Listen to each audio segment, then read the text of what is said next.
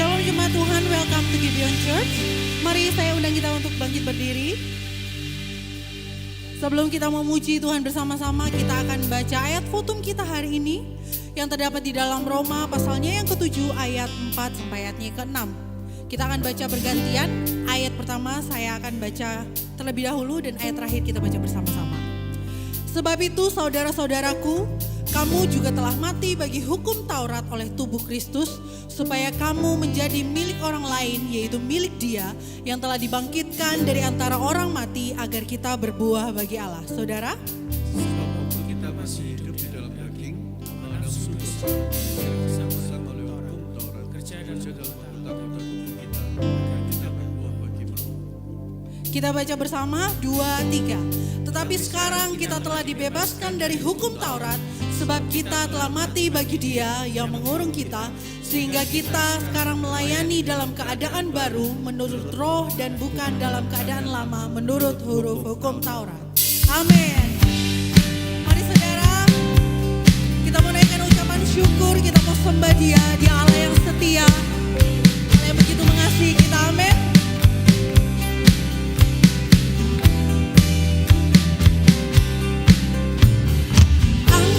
Suaramu naikkan pujian, mari nyatakan betapa ajaibnya kesetiaan-Nya selamanya.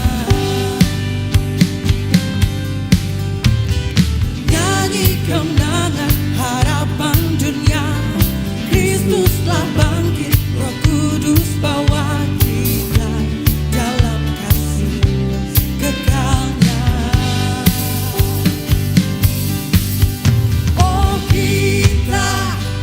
Umatnya yang telah bebas, penuh harapan betapa besar kasih Bapa.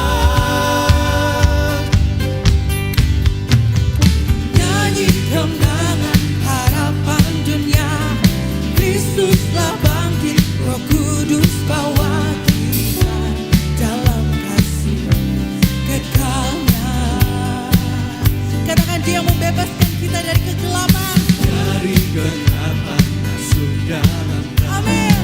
Ku telah ditebus oleh darah-Nya, jadi milik Kristus. Katakan selamanya. Cuma Tuhan katakan, Oh kita sungguh umat-Nya yang telah bebas, penuh harapan betapa besar kasih Bapa. Oh kita sungguh umat-Nya yang telah bebas, penuh harapan betapa besar kasih Bapa. kamilah anak-anak anugerah, Kamilah anak anugerah, mari sama-sama serukan. sekarang merdeka, dibayar dengan mahal. Inilah kasih-Nya saat Bapa panggil pulang. Come on. Pandang jadi tahtanya, satu suara memuja. Inilah kasih-Nya. Come on church.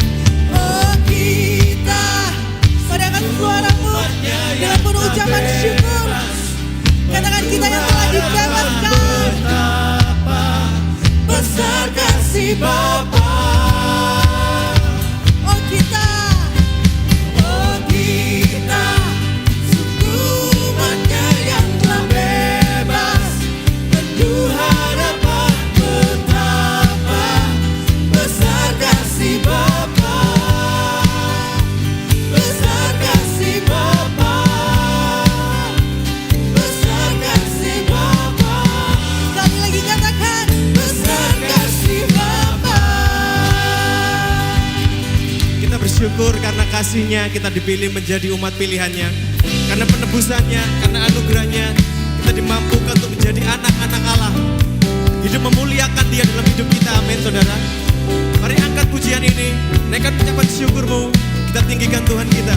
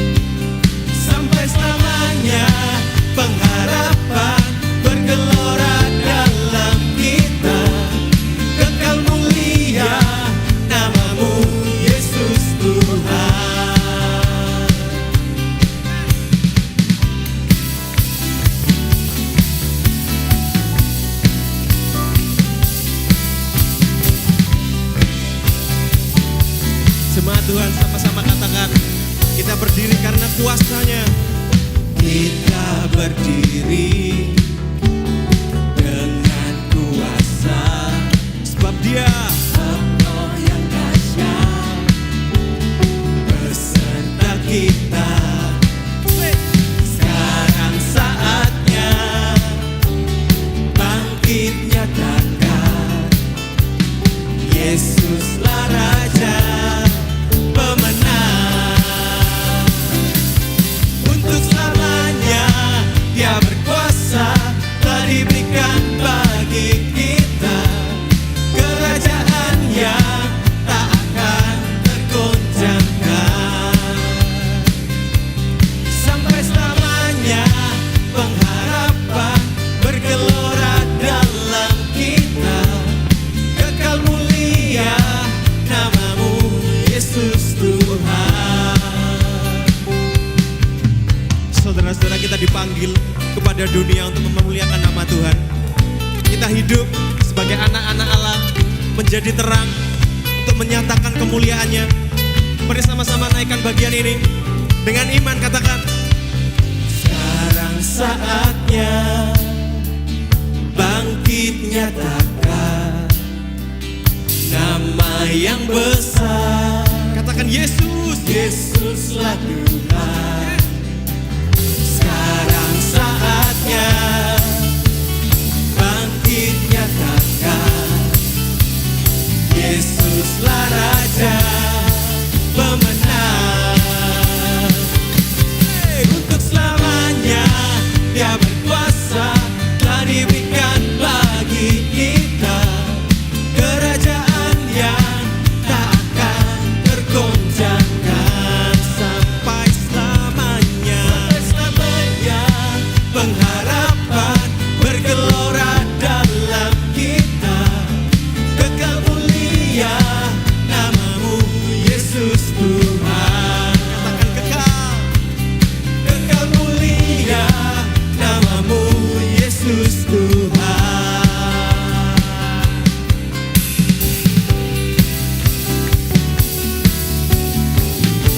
Beri sorak-sorai kemuliaan bagi Allah kita yang besar.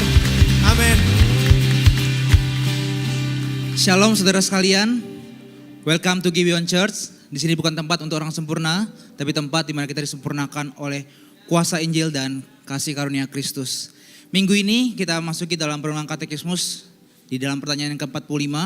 Saya akan membacakan pertanyaannya, saudara sekalian baca jawabannya, begitu juga dengan bagian firman Tuhan.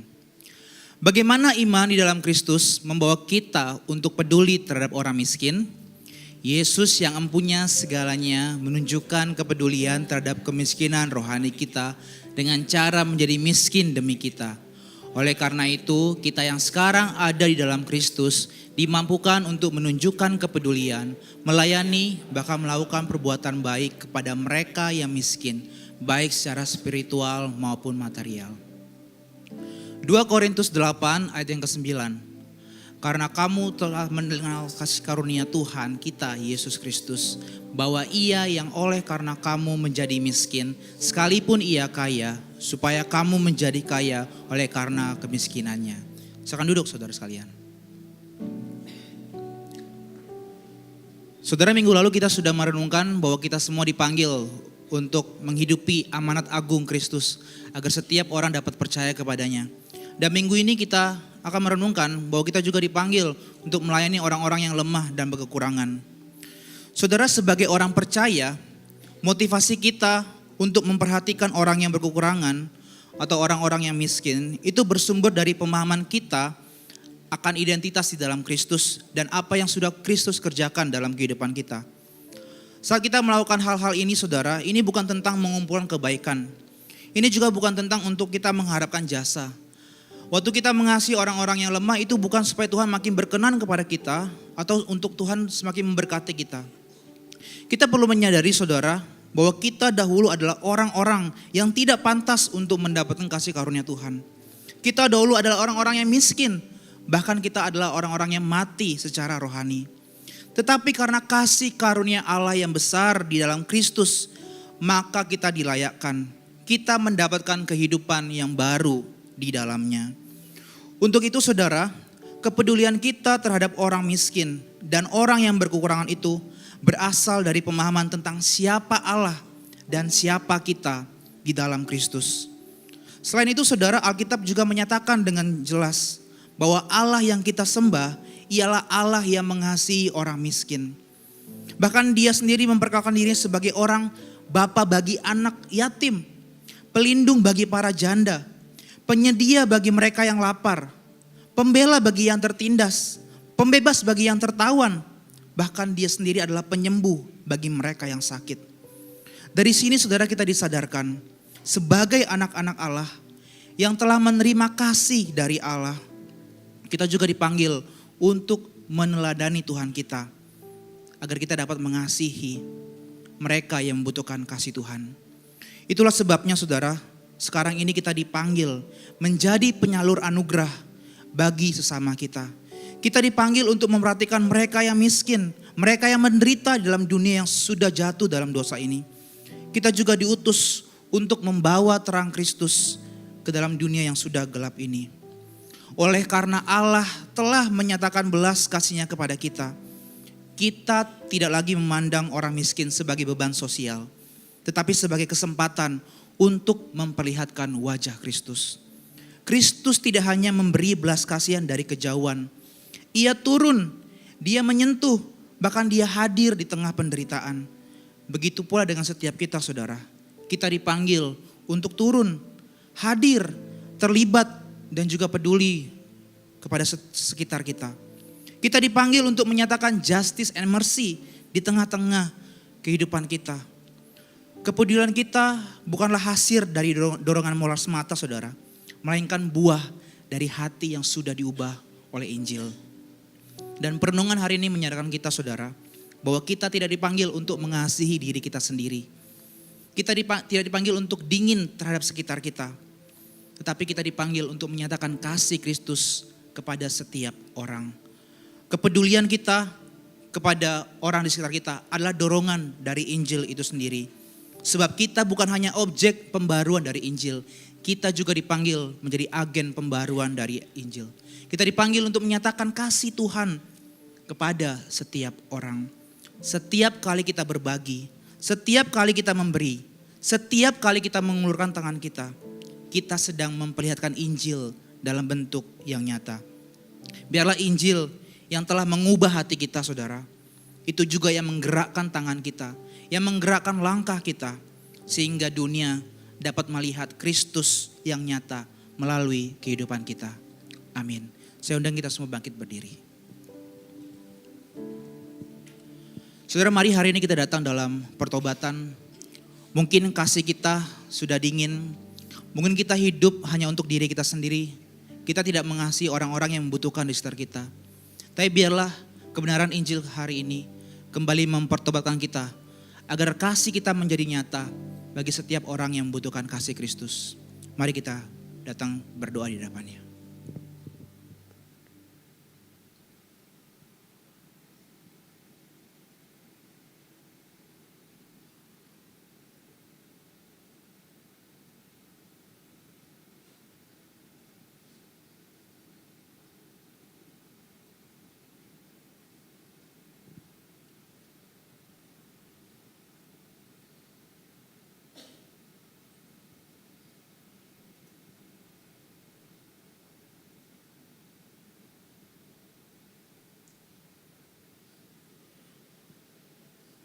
Bapa dalam surga, kami bersyukur Tuhan atas kasih-Mu yang begitu ajaib dalam kehidupan kami. Terima kasih Kristus karena Engkau sudah menyelamatkan kehidupan kami. Kami yang mati dalam secara rohani, kami yang tadinya rendah, Engkau kini angkat menjadi anak-anak-Mu Tuhan. Betapa besar kasih-Mu dalam kehidupan kami. Biarlah Tuhan kasih yang sama juga yang bisa mendorong kami juga untuk boleh menyatakan kasih-Mu Tuhan bagi setiap dunia ini Tuhan. Arahkan hati kami Tuhan untuk senantiasa terus mengasihi mereka yang tertindas, mereka yang lemah, mereka yang berkekurangan Tuhan. Biarlah Tuhan kasih kami tidak menjadi dingin, tapi biarlah kasih yang Engkau sudah berikan bagi kami, itu juga yang boleh kami salurkan bagi setiap orang-orang di sekitar kami Tuhan. Biarlah Tuhan kasih-Mu, pengorbanan-Mu Tuhan menjadi nyata dalam kehidupan kami. Dan setiap orang yang ada di sekitar kami Tuhan dapat merasakan Engkau Tuhan hidup dalam kehidupan kami. Dan nama Tuhan Yesus Kristus kami berdoa dan kami mengucap syukur. Amin. Biarlah Yesus Kristus, Sang Anak Allah, pribadi yang sempurna, menjadi teladan untuk setiap kita. Dia Raja segala raja yang turun ke dalam dunia untuk membuktikan kasih-Nya untuk setiap kita. Lihatlah misteri agung, kedatangan Sang Raja yang dipuja segenap surga, ambil rupa manusia di tengah gelapnya dunia, terang hidup telah tiba. Kristus rendahkan dirinya untuk tebus dosa kita.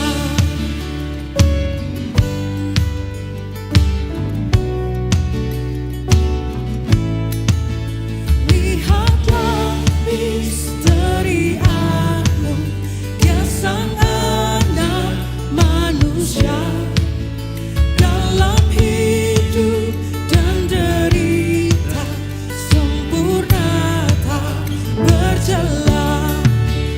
Lihat Adam yang sejati, selamatkan yang binasa. Tauratlah Kristus genapi, kita teguh jalannya.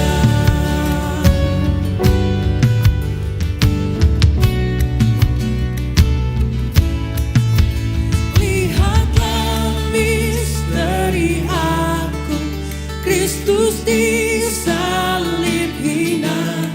Angkat suaramu. Dia membebaskan setiap kita umat-umat pendosa.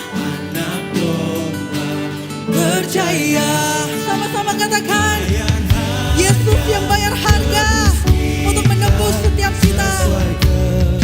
Hendak Bapa mengangkat anak kemulia, tak terukur kasih-Nya.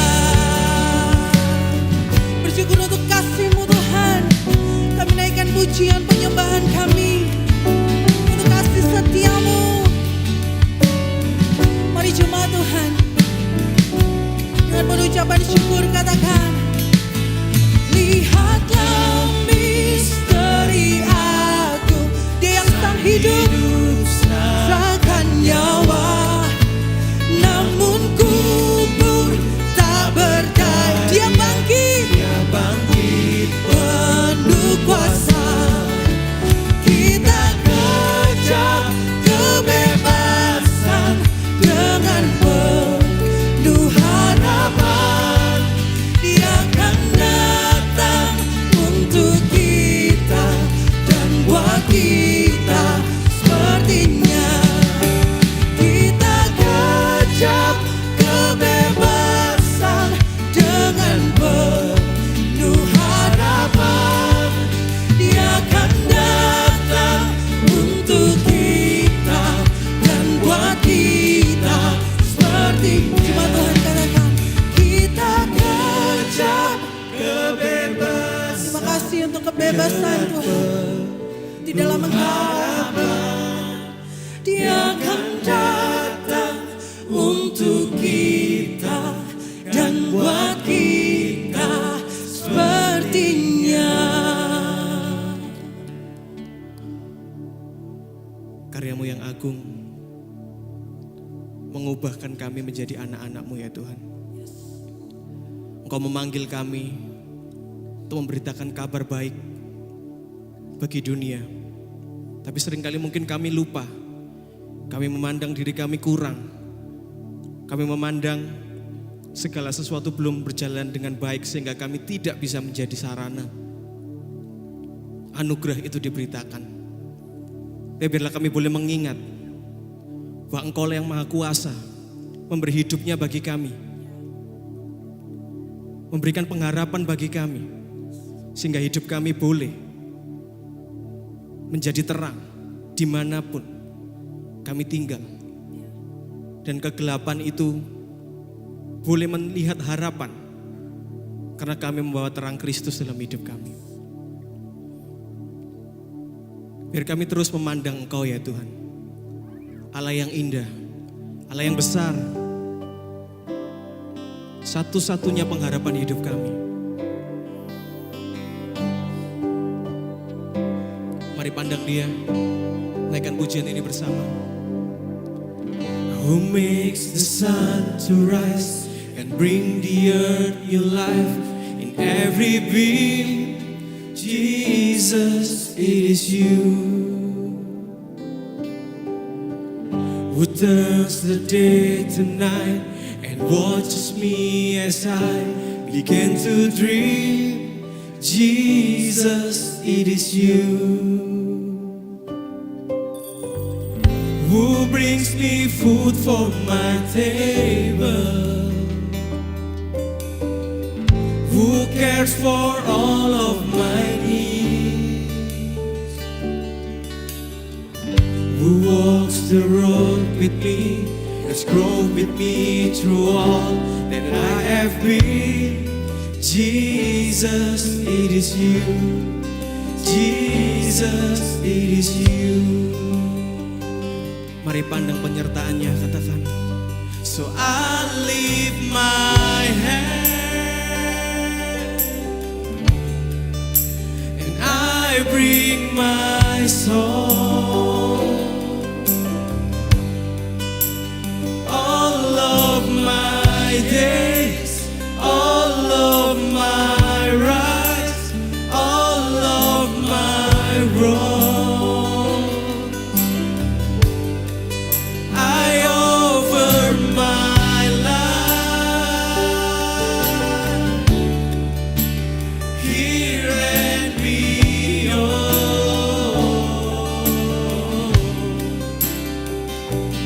to the one thing true. Jesus, it is you.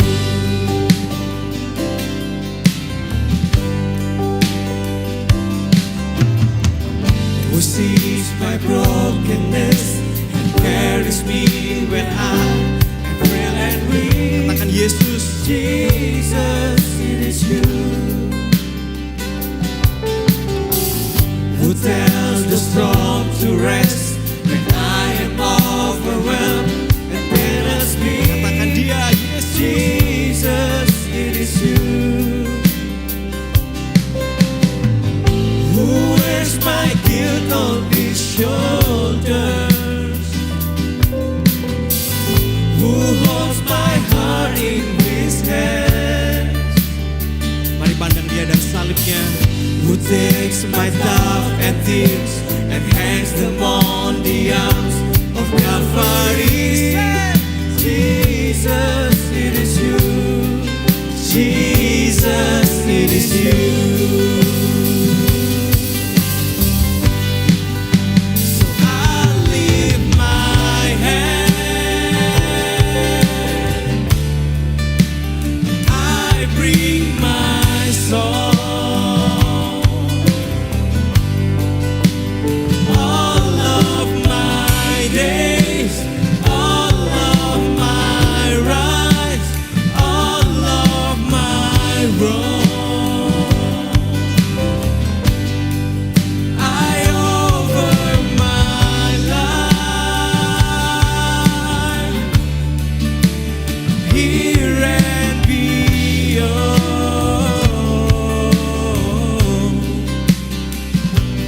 to the one thing true. Jesus, it is you.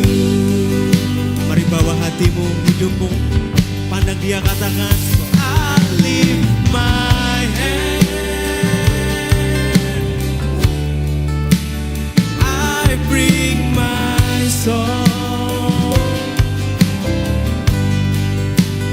All of my days, all of my rights, all of my wrongs,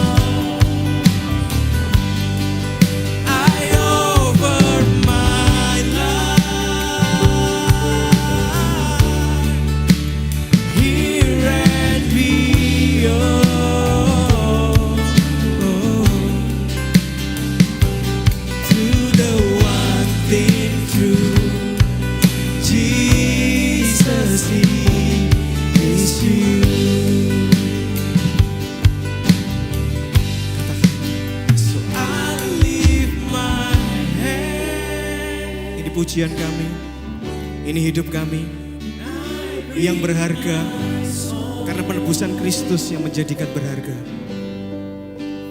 All of my days, all of my rights, all of my wrong, I offer my life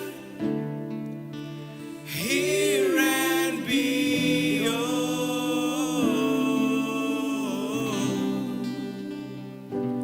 to the one thing true, Jesus, it is you. Say to the one thing true. To the one thing true, Jesus, it is you.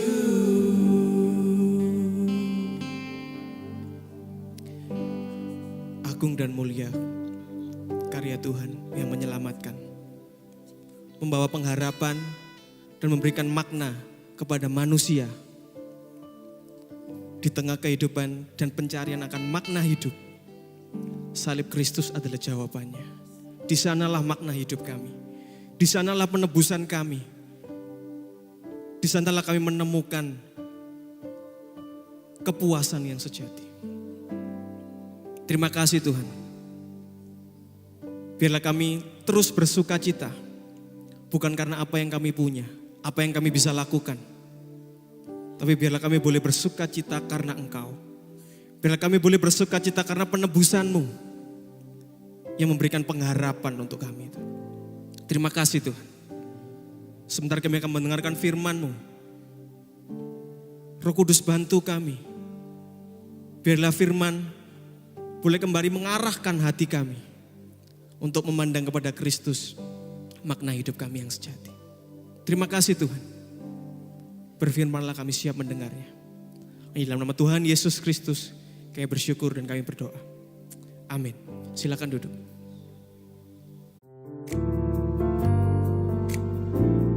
Tiba saatnya kita diberi kesempatan untuk memberikan persembahan. Anda dapat memberi dengan cara transfer ke rekening gereja yang kami cantumkan atau dengan scan QR Code yang ada di kartu informasi Ways to Give di kursi masing-masing saat Anda datang. Juga bisa melalui mesin edisi yang kami sediakan di area giving booth. Kami juga menyediakan amplop yang dapat Anda pakai untuk memberi secara tunai. Lalu dapat Anda masukkan ke dalam kotak persembahan yang tersedia di pintu keluar saat pulang nanti. Kita memberi bukan supaya diberkati, tapi kita memberi karena kita sudah diberkati. Sebelum memberi, mari sama-sama kita berdoa. Bapa dalam surga, kami mengucap syukur Tuhan buat hari ini. Dan sebentar kami akan memberikan persembahan. Engkau kiranya boleh menolong setiap kami Tuhan, agar setiap apapun yang kami beri hari ini Tuhan, itu semua boleh berangkat dari hati yang mengucap syukur atas anugerah yang Kau berikan bagi kami. Tuhan berkati setiap orang-orang yang mengolah persembahan ini. Kau berikan hikmat-Mu Tuhan, hanya biarlah seluruh apa yang kami lakukan hari ini hanya untuk kemuliaan-Mu. Dan nama Tuhan Yesus, kami berdoa dan mengucap syukur. Amin. Selamat memberi, Tuhan memberkati. Hello Church, saya Dita. Senang bertemu kembali dengan Anda dalam Gibeon Weekly News.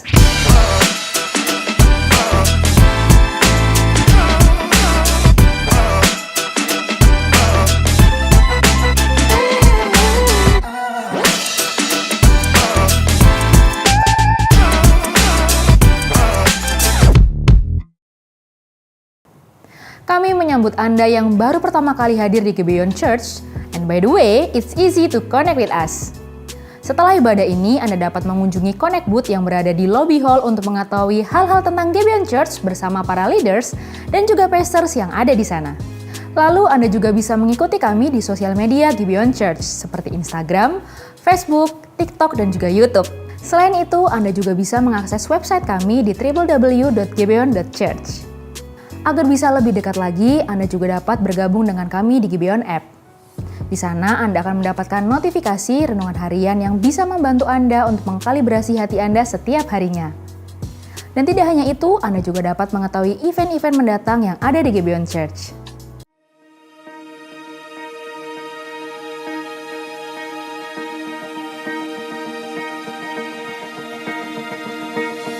Seorang anak adalah pemberian dari Tuhan yang dipercayakan kepada setiap orang tua.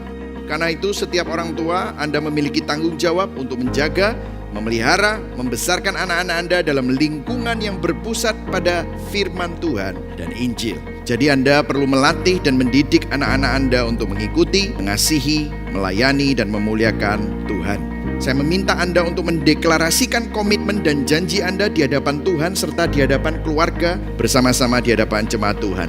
Kami di hadapan Tuhan, di hadapan jemaat Tuhan, Menyerahkan menyerahkan kepada Yesus Kristus sebagai Tuhan Allah Tritunggal. Kami sebagai orang tua berjanji untuk mendidik dan membesarkan anak-anak di dalam Injil Yesus Kristus sehingga anak kami akan hidup untuk kemuliaan Tuhan. Soli Deo Gloria. Saya sebagai gembala sidang mewakili seluruh jemaat biar menjadi gereja, menjadi komunitas yang menjadi papa, mama, adik, kakak, dan teman dari anak-anak Anda supaya mereka pun dapat hidup di dalam Kristus dan hidup bagi kemuliaan Tuhan. Soli Deo Gloria. Bapa di dalam surga, kami berdoa biarlah setiap anak yang tadi sudah dideklarasikan, biarlah keluarga-keluarga ini Engkau dengar percakapan mereka, deklarasi mereka. Biarlah Engkau yang mendengar dan Engkau yang menopang setiap keluarga. Setiap anak-anak ini berharga di dalam tangan-Mu. Jaga hidup mereka, pakai hidup mereka. Biarlah hidup mereka, covenant yang mereka miliki di dalam suami dan istri itu dapat diwariskan kepada anak-anak ini. Di dalam nama Bapa, Putra, dan Roh Kudus, di dalam nama Tuhan Yesus Kristus. Amin.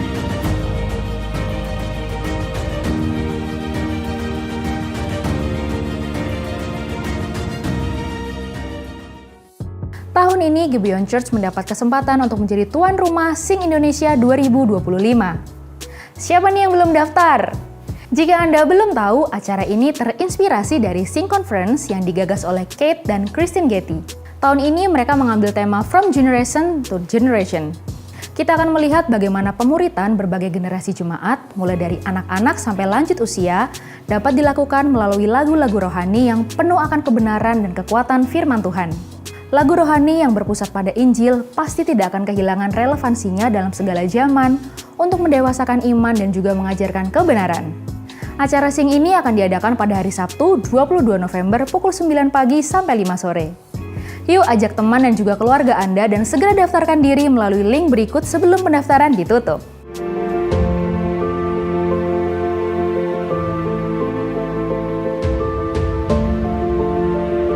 Saya mau dibaptis karena saya ingin benar-benar menyatakan iman percaya saya kepada Tuhan Yesus yang sudah begitu mengasihi saya dan sudah membangkitkan saya dari kematian. Saya dapat menjadi kesaksian nyata dan perpanjangan tangannya bagi keluarga serta lingkungan terdekat saya agar mereka juga mengenal Kristus. Percaya bahwa Yesus adalah Tuhan dan Juru Selamat satu-satunya bagi Anda ya. Disaksikan oleh jemaat dan Tuhan Yesus sendiri menyaksikan sakramen baptisan Anda pada hari ini. Saya sebagai hamba Tuhan dengan otoritas gereja dan Tuhan Yesus Kristus, aku membaptis engkau di dalam nama Allah Bapa, Putra, dan Roh Kudus.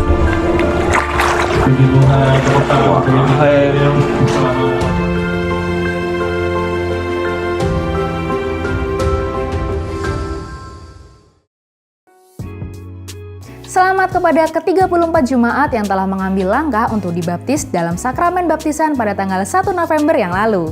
Kiranya Tuhan senantiasa menolong Anda semua di dalam perjalanan menuju keserupaan dengan Tuhan kita, Yesus Kristus. Sekian Gibeon Weekly News kali ini. Selamat mendengarkan firman Tuhan and God bless you. Amin. Berikan tepuk tangan saudara. Mari sama-sama kita bangkit berdiri. Kita akan mengingatkan diri kita semua terhadap apa yang kita percayai, terhadap doktrin yang kita percayai di Gibeon Church bersama-sama dengan para rasul. Mari sama-sama kita ucapkan, aku percaya kepada Allah Bapa yang Maha Kuasa, Khalik langit dan bumi, dan kepada Yesus Kristus anaknya yang tunggal Tuhan kita, yang dikandung daripada Roh Kudus, lahir dari anak darah Maria, yang menderita di bawah pemerintahan Pontius Pilatus, disalibkan, mati dan dikuburkan, turun dalam kerajaan maut. Pada hari yang ketiga, bangkit pula dari antara orang mati, naik ke surga, duduk di sebelah kanan Allah Bapa yang Maha Kuasa, dan akan datang dari sana untuk menghakimi orang yang hidup dan yang mati. Aku percaya kepada Roh Kudus, gereja yang kudus dan persekutuan orang kudus, pengampunan dosa, kebangkitan tubuh dan hidup yang kekal. Amin. Silakan duduk saudara.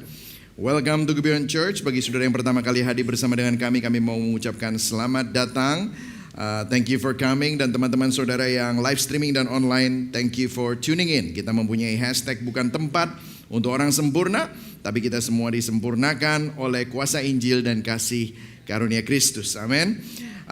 Ada 34 orang yang dibaptis saudara ya minggu lalu ya. Dan hari ini di kebaktian ini ada 17 orang yang hadir supposedly ya saudara ya. Saya minta mereka bisa berdiri dan kita sama-sama mendoakan mereka semua. Kalau saudara dibaptis minggu lalu, boleh saudara berdiri, ada 17 orang di sini. Silakan, jangan malu-malu ya, silakan. Oke, sekali lagi yang lainnya kita berikan tepuk tangan yang luar biasa yang ada di atas sana. Oke. Kita berdoa bersama-sama ya, yang sebelah-sebelahnya kalau saudara mau tumpangkan tangan kepada mereka boleh ya. Kita sama-sama berdoa, kita doakan supaya perjalanan iman mereka disertai oleh Tuhan. Kami berdoa Tuhan, tuntunlah setiap perjalanan iman dari teman-teman kami yang sudah dibaptis. Engkaulah yang memulai karya keselamatan ini, kami percaya Engkau juga yang akan menyempurnakan. Dalam setiap musim hidup mereka, dalam terang maupun gelap, biarlah mereka terus melekat kepada Kristus, mengenal kasih-Mu yang tidak berubah, bertumbuh dalam anugerah-Mu setiap hari. Dan kiranya Roh Kudus-Mu memimpin, menghibur dan memperlengkapi mereka untuk terus hidup di dalam iman dan panggilan-Mu. Lindungi mereka dari pencobaan, kuatkan mereka di dalam pengharapan. Jadikan hidup mereka kesaksian yang nyata tentang kasih dan kuasa Injil-Mu. Kami serahkan mereka di dalam tangan-Mu, karena Engkau yang setia memelihara mereka dari awal sampai akhir. Di dalam nama Bapa, Putra dan Roh Kudus, di dalam nama Tuhan Yesus Kristus, Juru Selamat mereka, kami berdoa. Yang percaya sama-sama katakan amin. Sekali lagi berikan tepuk tangan buat mereka saudara ya. Silakan duduk. Nah, kita ada di dalam khotbah berseri From Abraham to Jesus, The Gospel in Prayer. Berapa banyak saudara diberkati dengan khotbah berseri ini, amin saudara ya. Dan hari ini kita akan bicara mengenai seseorang yang namanya Heman. Doa Heman di tengah kegelapan jiwa. Ini bukan He-Man ya saudara, tapi Heman ya saudara ya. Mungkin saudara nggak tahu Heman itu siapa. Nanti kita akan belajar. Dan kita akan membaca bersama-sama Mazmur 88 yang ditulis oleh Heman sendiri. Dan kita akan melihat bagaimana Mazmur ini adalah Mazmur yang tergelap yang ada di dalam kitab suci kita. Dan kita akan membaca bersama-sama ya. Saya akan membaca yang genap, saudara baca yang ganjil, dan kita akan bergantian membacanya. Mazmur 88 ayat 1b sama-sama baca. 1, 2, 3. Nyanyian pengajaran Heman orang Esrahi. Ya Tuhan, Allah yang menyelamatkan aku, setiap hari siang hari aku berseru-seru, pada waktu malam aku menghadap Engkau. Ayat 3. Biarlah doaku datang kepada hadapan-Mu, sendengkanlah telingamu pada teriakku. Ayat 7 kita baca sama-sama lagi.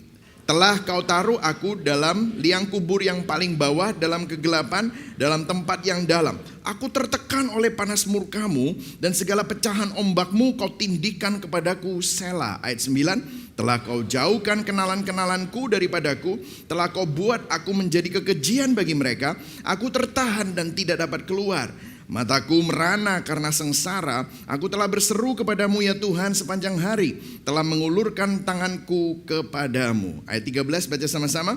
Diketahui orangkah keajaiban-keajaibanmu dalam kegelapan, dan keadilanmu di negeri segala lupa? Tetapi aku ini ya Tuhan, kepadamu aku berteriak minta tolong, dan pada waktu pagi doaku datang ke hadapan-Mu. Ayat 15. Mengapa ya Tuhan Kau buang aku, Kau sembunyikan wajah-Mu daripadaku? Ayat 19 baca sama-sama. Telah Kau jauhkan daripadaku sahabat dan teman, kenalan-kenalanku adalah kegelapan. Saudara, beginilah firman Tuhan. Saudara, di dalam Mazmur kita menemukan banyak doa orang-orang yang menderita, tertekan, berkabung, menangis, berseru kepada Tuhan, minta pertolongan, minta perlindungan, minta pelepasan, minta penghiburan. Hampir semua mazmur yang berisi tangisan, saudara, atau permohonan kesesakan itu berakhir dengan nada pengharapan. Entah si pendoa mulai melihat Tuhan bekerja, entah setidaknya mereka menerima penghiburan, tapi Mereka menerima sesuatu dari Tuhan. Tapi Mazmur 88 ini tidak begitu, saudara. Mazmur ini berakhir dengan kegelapan, gak ada pengharapan. Bahkan ini adalah Mazmur yang dibilang adalah doa yang gak ada aminnya. Jadi doa Heman itu gak ada aminnya, saudara. Dan kata gelap itu muncul 3 kali, ayat 7, ayat 13, ayat 19. Dan bahkan di akhir dari Mazmur 88 dikatakan kenalan-kenalanku adalah kegelapan. Dalam bahasa Inggrisnya lebih vulgar. Darkness is my closest friend. Jadi kalau itu bahasa asli terjemahan Ibraninya, kalau saya bisa terjemahkan dalam bahasa Indonesia, kegelapan adalah sahabat karibku. Wah, doa macam apa yang berakhir dengan kegelapan menjadi sahabat karib kita? Mengapa doa seperti ini ada di dalam Alkitab, saudara? Karena begini, mungkin saudara bertanya, kenapa kok Tuhan sengaja membiarkan doa Mazmur yang gelap seperti ini ada di dalam Alkitab? Begini saudara jawabannya, karena Tuhan tahu pada satu titik dalam hidup kita, kita bisa sampai di dalam titik itu di mana kegelapan meliputi kita dan kita nggak tahu apa yang harus kita lakukan dan kita nggak tahu kemana kita harus pergi. Kita butuh tempat untuk berdoa bahkan saat kita tidak percaya lagi.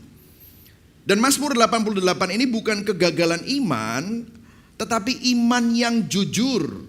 Iman yang mungkin terseok-seok, tetapi iman yang tidak berhenti percaya, tidak berhenti berdoa, meskipun seakan-akan gak ada cahaya, kegelapan.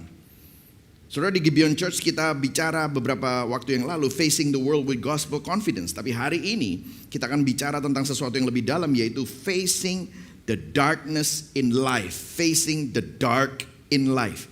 Mungkin saudara ada di dalam waktu itu. Atau mungkin saudara sedang dipersiapkan Tuhan untuk menghadapi waktu itu. Saudara, sebab kegelapan tidak hanya datang dari dunia luar, saudara. Kadang kegelapan itu ada di dalam hati kita sendiri. Saudara bisa melayani Tuhan tapi gak merasakan Tuhan. Saudara bisa percaya doktrin tapi kehilangan hangatnya kasih Tuhan. Saudara tetap bisa hadir di ibadah seperti ini, tapi saudara merasa jauh daripada Tuhan yang saudara sembah. Dan Mazmur 88 ada ditulis untuk mengingatkan bahwa iman yang sejati bukan berarti kita selalu punya terang, tapi tetap berdoa, tetap percaya kepada Tuhan meskipun berada di dalam kegelapan. Saudara, the Bible is a remarkable book. Alkitab itu merupakan suatu buku kitab yang sangat luar biasa. Tim Keller berkata di dalam bukunya Walking with God in Pain and Suffering, dia berkata begini, Alkitab adalah Alkitab yang realistis tentang penderitaan dibandingkan dengan buku psikologi manapun dan filsafat manapun. Saudara, tidak ada kitab suci yang sejujur Alkitab tentang penderitaan. Dia tidak menutupi luka manusia, bahkan di hadapan Tuhan air mata pun bisa jadi liturgi, saudara. Dan hari ini kita akan melihat bagaimana Tuhan bekerja, bahkan melalui Mazmur yang berakhir tanpa amin itu, kita akan melihat ada sebuah kasih karunia. Saudara, konteks Mazmur 88, Heman itu adalah seorang Lewi. Dia adalah cucu dari Lewi, anaknya Kehat atau Kohat. Jadi dia adalah imam yang ditugaskan dalam ibadah bait Allah di pada masa Daud, saudara ya. Pemimpin utama dari kelompok musisi dan penyanyi bait Allah. Dia satu kelompok sama Asaf ya. Dia dikenal sebagai penyair, pemusik rohani yang besar di antara orang Lewi. Jadi Heman ini bukan orang biasa yang sedang berduka, saudara. Dia seorang hamba Tuhan, full timer, WL, singer, penulis lagu. Tetapi justru dari orang seperti inilah muncul doa yang paling gelap di seluruh Alkitab. Para penafsir Alkitab seperti Derek Kidner menyebutnya the darkest psalm in the Psalter. Mazmur tergelap di seluruh kitab Mazmur, dan justru itu penting buat kita sebab itu menjadi suara iman di tengah depresi, di tengah mental health problem, penderitaan mental, kehilangan iman yang panjang.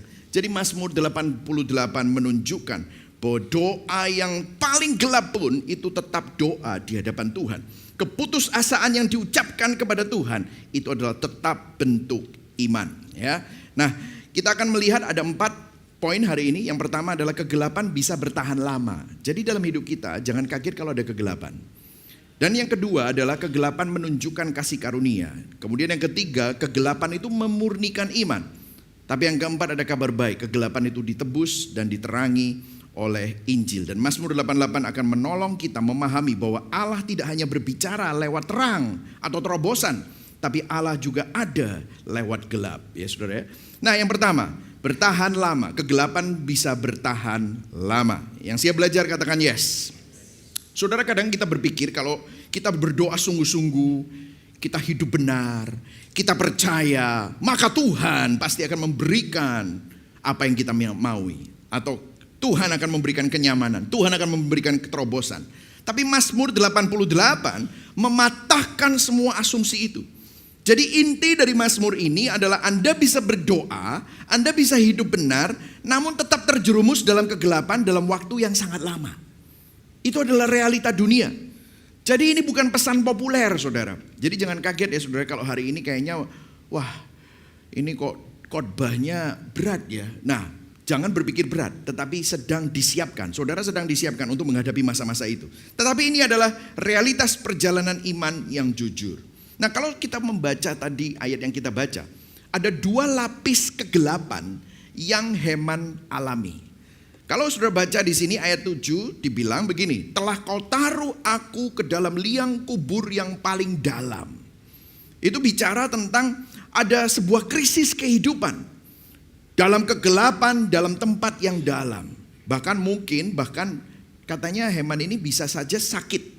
Kemudian ayat 9, telah kau jauhkan kenalan-kenalan daripadaku. Nah, kalau saudara lihat ayat 7 dan ayat 9 ini, kegelapan yang dialami hidup Heman itu dari luar.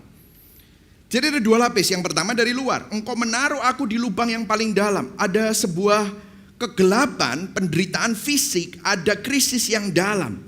Saudara, mungkin saudara bisa mengalami hal ini. Tubuhmu sakit, saudara mengalami krisis ekonomi, saudara kehilangan pekerjaan, saudara kehilangan arah hidup, saudara kehilangan panggilan, visi pelayanan, merasa stuck di dalam musim hidup tanpa makna, gelap hidupnya. Ini yang dialami oleh Heman.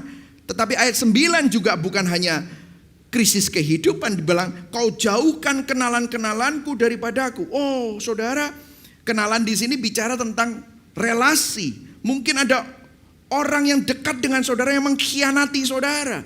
Orang yang saudara cintai meninggalkan saudara, sahabatmu mungkin, anggota keluargamu atau pasanganmu. Ada konflik dalam pernikahan atau persahabatan yang membuat hati saudara jadi kesepian. Dan saudara kehilangan orang yang saudara kasihi. Kesepian yang menyakitkan. Mungkin saudara punya banyak teman, tapi teman saudara tidak tahu apa yang saudara sedang rasakan. Jadi ada penderitaan fisik, ada krisis hidup, tapi juga masalah relasi. Saudara kehilangan orang yang saudara kasihi. Jadi ini lapisan pertama. Dunia luar kita hancur. Kita gak bisa mengendalikannya. Kita seperti Heman. Engkau menaruh aku di lubang yang paling bawah. Kita tahu Allah berdaulat. Tapi kenapa kok dia tidak mengangkat dirimu, diriku, diri kita dari lubang itu? Jadi itu lapisan yang pertama, kegelapan yang ada di luar. Nah, tapi masalahnya bukan cuma hanya kegelapan yang ada di luar, tetapi juga ada kegelapan yang ada di dalam. Dikatakan bahwa aku tertekan oleh panas murkamu.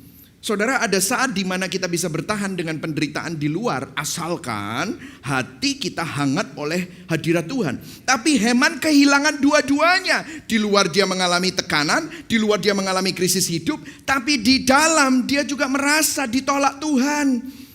Berdoa tidak merasakan apa-apa, seolah-olah doanya menabrak langit yang tertutup. Seakan-akan penghiburan rohani terasa hambar, bahkan Alkitab seakan-akan saudara baca dan tidak berbicara apapun. Mungkin saudara ada di dalam masa-masa itu. Dan seakan-akan Tuhan sedang menghukum saudara. Mungkin saudara merasa mungkin aku gak dikasihi Tuhan. Mungkin saudara kecewa sama Tuhan karena saudara merasa Tuhan tidak menepati janjinya, atau saudara tidak merasa dipedulikan oleh Tuhan. Ada kekosongan rohani. Tidak merasakan sukacita dalam ibadah, dalam doa. Dulu sempat berapi-api, dulu bisa menangis, sekarang ibadah biasa saja. Hidup rohani terasa mekanis tanpa kehangatan kasih Tuhan. Mungkin saudara mengalami itu. Kegelapan luar bisa menghancurkan tubuh, tetapi kegelapan yang ada di dalam itu menghantam jiwa. Inilah yang membuat penderitaan terasa begitu berat. Kalau hanya dunia luar yang runtuh, itu sudah biasa. Tapi dunia yang di dalam juga seakan-akan apinya padam. Nah, ini yang Heman alami. Dan kemudian ayat 10b dikatakan, aku telah berseru kepada Tuhan, kepadamu ya Tuhan sepanjang hari. Telah mengulurkan tanganku kepadamu. Bahasa aslinya bukan sepanjang hari, setiap hari. Setiap hari dalam waktu yang lama. Ini merupakan penderitaan yang panjang, bukan hanya seminggu, bukan hanya beberapa hari. Coba bayangkan saudara-saudara berseru, saudara berdoa setiap hari dalam waktu yang panjang, tapi nggak ada jawabannya. Kira-kira saudara frustrasi atau tidak? Frustrasi. Nah, saudara, kita perlu menyoroti ini, saudara. Heman mengalami ini dalam waktu yang lama. Tapi yang menarik, saudara, menarik ya. Heman tidak pernah berhenti berdoa. Heman tidak pernah berhenti berbicara kepada Tuhan meskipun dia merasa bahwa Tuhan berhenti berbicara kepadanya. Saudara, mari sama-sama kita melakukan reflektif sedikit di poin ini, saudara. Berapa banyak di antara kita yang berhenti berdoa karena kecewa Tuhan tidak menjawab. Saudara berkata, wes gak Tuhan-Tuhanan, wah percuma lah, gak ada jawaban. Saudara, di dalam Alkitab tidak ada dikatakan Heman meninggalkan imannya. Tidak ada dikatakan bahwa Heman murtad. Heman tetap dan terus berdoa. Mazmur ini ditulis untuk menolong kita memahami bahkan ketika doa kita seakan bergaung dalam ruang hampa, Tuhan tetap mendengar doa-doa saudara. Ini adalah iman yang bertahan tanpa perasaan, saudara. Karena perasaan saudara bisa menipu. Iman yang tidak didorong oleh hasil, tapi oleh kepercayaan bahwa Tuhan tetap baik bahkan di dalam kegelapan sekalipun.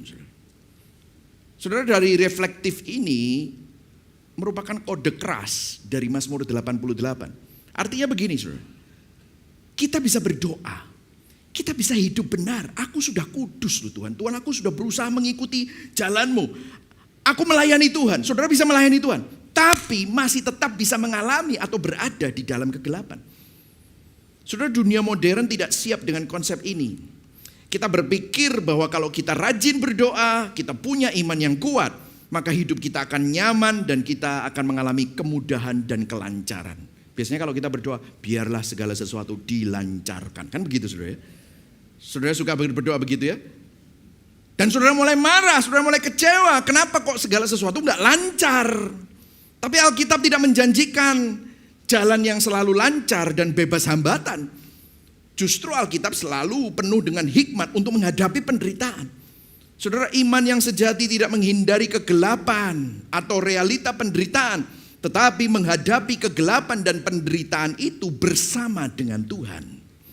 Saudara, konsep-konsep dunia dan agamawi perlu kita tata ulang. Karena ekspektasi kita membentuk pengalaman kita. Saya kasih contoh ya. Kalau sudah lihat gambar ini. Ekspektasi membentuk pengalaman. Katakan sama-sama. Ekspektasi membentuk pengalaman. 1, 2, 3. Ekspektasi membentuk pengalaman. Saudara, kalau saudara sedang bulan madu ya, sedang honeymoon, saudara dikasih inilah honeymoon suite-mu. Saudara pasti apa? Kan begitu, saudara. Ini apa ini? Kok honeymoon suite bulan madu kok gini jelek banget? Ini kumuh. Tempat apa ini untuk bulan madu? Betul, saudara? Tapi saudara masuk penjara terus dibilang, ini prison cell-mu. Ini adalah sel penjaramu. Wah, saudara bilang, wah luar biasa. Lumayan ini kalau penjara seperti ini. Betul, saudara? Saudara kan berpikir, wah lumayan ini homey.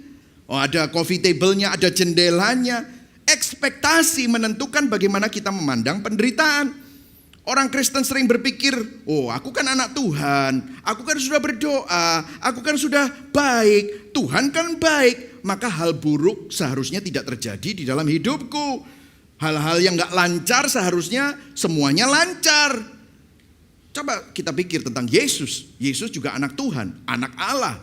Karena begitu besar kasih Allah akan dunia ini, dia mengaruniakan anaknya untuk mengalami apa? Penderitaan. Hidupnya di dunia bukan happy ending. Dan Yesus berkata, murid sama guru sama. Mengapa kita pikir bahwa kita lebih baik daripada dia? Saudara, kita sering naif terhadap penderitaan. Dan saudara tahu, naif terhadap penderitaan sama berbahayanya dengan penderitaan itu sendiri. Dan Mazmur ini mematahkan kenaifan kita dan memberikan hati yang lebih bijak. Yang setuju katakan amin. Ya, saudara. Saudara, ini kasih kesaksian sedikit ya. Kadang-kadang kan begini ya. Saya sangat mengerti. Saya suka sekali menerima masukan gitu ya. Masukan-masukannya kan ada yang begini, kayak misalnya ada yang contoh, pastor kami nggak ibadah dulu ya, karena kalau misalnya kami ibadah itu anak kan berdebu, banyak konstruksi, anak saya itu batuk-batuk, dan saya juga alergi, jadi saya nggak ibadah dulu ya, gitu saudara. Ya, makanya saya bilang sama tim renovasi gitu ya, tim pembangunan, ayo cepetan, banyak orang itu nggak mau ibadah gara-gara kotor. Wah puji Tuhan saudara, di sini semua tetap ibadah gitu ya saudara ya. Tapi saya mengerti, terus ada yang ngasih saya masukan banyak gitu, pastor masalahnya itu ya, kalau di Gibeon semuanya bagus pastor, cuma parkirnya itu loh. Gimana kalau kita bikin Gibeon Church itu di mall? Enak pastor, parkirnya itu enak. Wah, saya nggak akan tanya siapa yang setuju gitu ya, nggak akan nanya gitu ya. Terus abis itu saya bilang iya benar juga ya, kita harus pikirkan segala macam. Iya nanti kita pikirkan, nanti kan yang tanah itu akan selesai dengan pembangunan, itu akan ada tambahan lahan parkir dan yang lain-lain gitu ya. Tapi saya beberapa kali, ini kesaksian pure. Saya ketemu sama beberapa orang, saya tanya sama dia pas dia parkir agak jauh, kenapa agak telat gitu, saya pas lagi ada di depan, terus dia datang gitu. Wah Pak luar biasa, jauh tapi masih semangat. Iya Pak saya dari Malang. Loh saya setiap minggu ke sini. Wah dari Malang setiap minggu ke sini. Iya terima kasih loh Pak perjuangannya. Alah gitu aja kok diterima kasih. Itu gampang, ada orang itu ya mau ibadah aja susah. Saya cuman drive 1,5 jam lewat tol lagi, gampang Pak. Itu kan parkirnya jauh, halah panas-panas ngini tok ayo lo, gak apa-apa Pak, ini bukan perjuangan. Yesus sudah mati di atas kayu salib buat saya. Wah, saya bilang luar biasa ini. Kok beda sekali ya ekspektasi membentuk pengalaman saudara. Saya ketemu sama anak orang tua rempong sekali, banyak bawa bayi, anaknya 3 sama istrinya. Saya melihat dia datang dari itu, saya salami gitu ya. Luar biasa perjuangannya. Ngomongnya gini saudara, perjuangan apa pastor? Ada orang di Nigeria itu loh dibunuh-bunuh. Saya kalau kayak begini ini bukan perjuangan, ini sudah normalnya satu keluarga harus beribadah bersama-sama. Saya langsung, wah ini ngerti Injil ini. Padahal mungkin istrinya atau ini gantian jaga anak mungkin lebih enak di rumah. Mungkin bisa kapan saja online. Tapi dia bilang, enggak lah anak-anak saya perlu tahu bahwa Tuhan itu prioritas dalam hidup kita. Loh, ekspektasi membentuk pengalaman. Sedangkan ada satu lagi yang saya bukan berusaha bilang menyindir siapa-siapa, tapi ekspektasi kita tuh baru perlu sadar bahwa penderitaan sedikit di dalam kehidupan ini membentuk sebuah karakter saudara. Waktu kapan hari hujan itu ya, waktu hujan kan becek-becek itu ya, terus saya ketemu sama beberapa orang di luar itu copot sepatu, kaos kaki dicopoti kabeh saudara, dipesut-pesut ya saudara ya. Saya tanya, waduh perjuangannya luar biasa ya gitu. Halah pastor, gini aja perjuangan. Ada orang lu jalan harus 3 jam untuk ibadah di tempat-tempat terpencil itu. Kalau gini aja kita bilang perjuangan, ini bukan perjuangan Pak. Wah, ekspektasi membentuk pengalaman saudara. Jadi kita harus sadar bahwa penderitaan, kegelapan dalam hidup kita itu sesuatu yang akan terus terjadi. Saudara mau komplain atau mau bersyukur di dalam kegelapan itu, selalu ada Tuhan di sana. Nah ini menunjukkan kepada poin yang kedua, bahwa kegelapan bisa menunjukkan kasih karunia. Saudara, masa-masa kegelapan seringkali justru menjadi tempat terbaik untuk belajar tentang kasih karunia Allah. Bagaimana bisa? Perhatikan cara Heman berbicara kepada Tuhan. Mazmur 88 bukan ratapan yang sopan saudara. Ini doa yang tidak sopan. Heman tidak mengontrol emosinya, dia tidak menahan lidahnya, tidak menyembunyikan amarahnya, namun semuanya diarahkan kepada Tuhan. Minggu lalu saya belajar, kita belajar ya, dunia biasanya kalau emosi dilampiaskan. Agama bilang kendalikan. Alkitab berkata apa? Bawa semua emosimu, kemarahanmu, kesedihanmu kepada Tuhan dalam doa. Dan ini yang Heman lakukan. Mazmur 88 ayat 11 dikatakan, dia nyindir, dia sarkas, dia sinis, ngenyek, saudara. Apakah kau lakukan keajaiban bagi orang-orang mati? Masakan arwah bangkit untuk bersyukur kepadamu? Dapatkah kasihmu diberitakan di dalam kubur dan kesetiaanmu di tempat kebinasaan? Sudah lihat bahasa Heman, ini bukan doa lembut, ini sinis, sarkas, seakan-akan Heman ngomong gini, aku mau bersyukur kepadamu Tuhan, aku mau memuji Tuhan, tapi gimana aku bersyukur dan memujimu kalau kau biarkan aku mati? Gak sopan ya saudara. Saudara gak sopan sama bosmu, sudah dipecat. Tapi gini loh sama Tuhan, bukankah engkau ingin dikenal karena kesetiaanmu? Tapi mana kesetiaanmu? Apa jawaban Tuhan habis ngomong gini? Tuhan tetap diam, tidak ada jawaban. Menengahi Tuhan. Dan Heman jadi marah. Kalau sudah dibilang ayat 15-16, mengapa ya Tuhan kau buang aku? Kau sembunyikan wajahmu daripada aku? Aku tertindas dan menjadi inceran maut sejak kecil. Heman mulai membaca seluruh hidupnya dari lensa kemarahan ini dan kegelapan ini. Dia seakan-akan berkata, dari dulu kamu memang gak pernah ada. Sejak kecil aku jadi incaran maut. Aku telah menanggung kengerian daripadaku, aku putus asa. Dia gak bicara sopan kepada Allah. Dia tidak bicara dengan nada hormat atau religius. Sebagian orang bahkan mungkin berkata ini penghujatan, penistaan.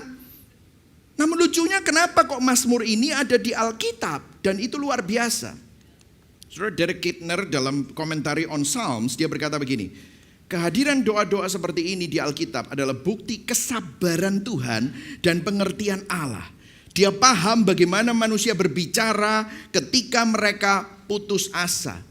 Yang menarik adalah Allah tidak menyensor doa-doa seperti ini. Dia tidak berkata kepada para penulis Alkitab, aku gak mau ada doa seperti ini, hapusen. Enggak. Allah membiarkan doa-doa seperti ini tetap ditulis untuk mengatakan apa? Seakan-akan Tuhan ingin memberikan statement kepada kita bahwa aku tetap Allah bagi orang seperti Heman yang marah bahkan ketika dia berbicara kasar kepadaku. Inilah kasih karunia. Amin saudara. Saudara, apa arti kasih karunia bagi kita? Bahwa Allah tetap menjadi Allah kita, Tuhan kita meskipun kita gagal. Artinya Tuhan adalah Tuhan yang menyelamatkan kita bukan karena kita mampu sopan kepada Dia, bukan karena kita mampu berdoa dan selalu berkata-kata yang indah. Tuhan tetap Tuhan kita. Tuhan adalah Tuhan yang penuh dengan kasih karunia meskipun kita tidak layak untuk dikasihi. Itu luar biasa. Amin saudara. Kasih Tuhan bagi kita tidak diukur dari kemampuan kita jaga ekspresi iman kita yang sopan dan indah. Melainkan kasih karunia Tuhan tidak berhenti memeluk kita. Bahkan saat kita marah, berteriak, sedih, menangis di tengah kegelapan. Disinilah kita belajar bahwa Tuhan jauh lebih sabar dibandingkan pemahaman kita akan kesabaran. Melalui doa Heman di tengah kegelapan, kita menemukan Allah yang tidak mudah tersinggung. Mazmur ini menunjukkan betapa sabarnya Allah terhadap manusia yang sedang hancur. Heman berteriak, memprotes, bahkan mungkin kemarahannya ada kata-kata yang gak pantas kepada Tuhan. Tetapi semua itu oleh Mazmur tetap disebut doa. Karena dia mengarahkannya kepada Tuhan, bukan menjauh dari Tuhan, tetapi dia mendekat kepada Tuhan. Saudara, ada banyak kesaksian yang kadang-kadang bukan menolong tetapi jadi batu sandungan. Bahkan ada ucapan-ucapan Kristen yang mungkin seringkali gak jujur. Apa kabar Pak? Luar biasa. Seakan-akan semuanya harus luar biasa. Seakan-akan semuanya harus mujizat. Itu belum tentu membebaskan, saudara. Kadang-kadang bisa jadi batu sandungan. Ada sebuah kesaksian, ada orang yang dibaptis di Gibeon Church dan mereka ikut APS, dibaptis dan mulai masuk dalam CG. Dia cerita sama saya bahwa dulu sebelumnya dia pernah diajak dalam persekutuan doa. Dan di dalam persekutuan doa itu biasanya yang disuruh kesaksian adalah orang-orang yang sudah mendapatkan terobosan, mujizat, pertolongan Tuhan. Jadi dia merasa minder. Kenapa? Karena tiap kali hidupnya banyak masalah. Nah, dia berkata, puji Tuhan Pak, di Gibeon ini khotbah-khotbahnya menunjukkan saya itu banyak kerapuhan, brokenness. Nah, saya pikir kalau saya join CG, saya akan disemangati dengan kesaksian-kesaksian yang penuh dengan terobosan seperti di persekutuan-persekutuan doa itu. Tapi puji Tuhan dia berkata, tetapi kok beda ya Pak ya? Yang di-sharekan di diskusi CG, ini bukan promosi CG, oke saudara. Bukan cerita terobosan Pak. Bukan cerita kemenangan, tetapi cerita pergumulan. Banyak yang nangis cerita, tetapi yang luar biasa Pak. Di tengah-tengah penderitaan ibu ini, di tengah penderitaan bapak ini, di tengah tangisan Taci ini, dia bisa menemukan Tuhan, bahwa Tuhan itu tetap hadir di dalam setiap kegelapan dan penderitaannya. Saudara, gereja yang berpusat pada Injil bukan gereja yang selalu menang dalam terobosan dan segala mujizat, tetapi memberi ruang bagi tangisan. Bukan hanya kemenangan, karena Tuhan pun melakukannya. Jadi saudara, bahkan doa yang penuh kemarahan pun tetap bisa menjadi doa iman. Seringkali kita berpikir bahwa doa itu harus indah, harus rapi, harus teratur. Namun doa yang sejati dari iman yang sejati tidak selalu manis, kadang mentah, kadang berantakan, bahkan tangisan dan kemarahan. Dan Mazmur ini menunjukkan bahwa Tuhan tidak hanya mendengar kata-kata yang sopan, indah dan manis, tetapi dia mendengar jeritan hati yang jujur. Dan hari ini kalau saudara punya jeritan hati yang jujur, datanglah kepada Tuhan. Berdoalah seperti Heman, jujur apa adanya tanpa naskah. Karena Tuhan tidak pernah tersinggung, Tuhan tidak pernah marah dengan kejujuran saudara. Tuhan justru menyambutnya. Nah, ada hal yang lebih dalam lagi. Bahwa ternyata kegelapan bukan cuman hanya alat menjadi kasih karunia Tuhan, tetapi alat Tuhan untuk memurnikan iman kita dan hati kita. Kadang kegelapan bukan hanya tempat kita berteriak, tapi tempat Tuhan menyingkapkan motivasi hati kita. Kenapa kamu percaya aku? Kenapa kamu melayani aku? Kenapa kita tetap berdoa? Ini menjadi momen di mana iman kita dimurnikan, saudara-saudara. Tuhan mengizinkan kita kehilangan segala hal yang biasa memberikan kita rasa aman, dan kita masuk di dalam kegelapan untuk memurnikan motivasi hati kita. Saudara, para pakar Alkitab, para biblical scholar sering menghubungkan Mazmur 88 dengan kitab Ayub, saudara. Heman dibilang miniature of Job, mini Ayub, atau the Psalmic version of Job. Jadi versi Mazmur dari Ayub, saudara. Nah, kalau saudara baca Ayub, di pasal pertama itu ada argumentasi antara iblis dengan Allah. Saudara perlu sadar ini, bahwa ada percakapan antara iblis dengan Allah, dan iblis berkata di pasal 1 ayat 9 di kitab Ayub. Dia bilang begini, apakah dengan tidak mendapat apa-apa Ayub takut akan Allah? Maksudnya begini saudara, iblis menantang Tuhan. Dia berkata, orang-orang percaya itu gak sungguh-sungguh percaya kamu. Mereka hanya melayanimu karena melayanimu dan percaya kamu itu menguntungkan mereka. Karena engkau menjawab doa mereka, engkau memberkati mereka, memberikan berkat, damai. Ya tentu saja mereka menyembahmu. Coba kamu stop itu semua. Mereka belum tentu menyembahmu. Mereka akan mengutukmu. Wah, saudara tahu? Iblis itu tahu loh hati kita. Dan bukankah ini menjadi momen refleksi bagi kita, saudara? Saudara, mari sama-sama reflektif. Apakah kita melayani Tuhan demi Tuhan atau demi diri kita sendiri? Dan itu tuduhan terbesar iblis bagi kita semua. Iblis mau ngomong sama kita bahwa manusia pada dasarnya egois. Bahkan saat mereka kelihatannya melayani Tuhan, mereka sebenarnya melayani diri mereka sendiri. Dan memang itu kenyataannya, betul saudara ya? Kita sering berdoa, kita sering melayani, kita sering memberi. Bukan karena Tuhan itu indah, tapi karena kita ingin sesuatu dari Tuhan. Kita ingin mendapatkan rasa aman, mendapatkan sesuatu dari Tuhan. Nah, Mazmur 88 ini menunjukkan sesuatu yang sedang terjadi di dalam hati Heman. Perhatikan saudara, Heman tetap berdoa dan datang kepada Allah dalam kemarahannya, dalam keputusasaannya, walaupun dia tidak mendapatkan apa-apa.